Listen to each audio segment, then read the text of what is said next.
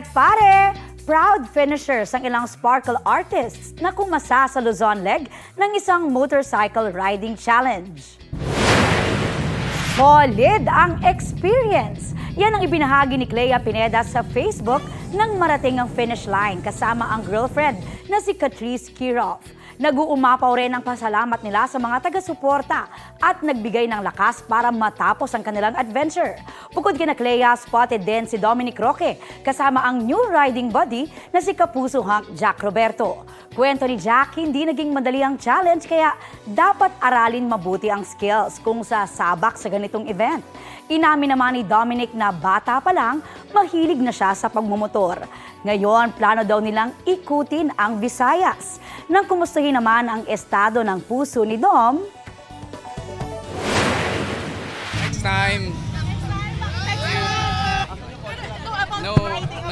No, anything about that. Sorry. How are you with everything now? I'm good. I'm actually good. Kapuso, para sa mga maiinit na balita, mag-subscribe sa GMA Integrated News sa YouTube.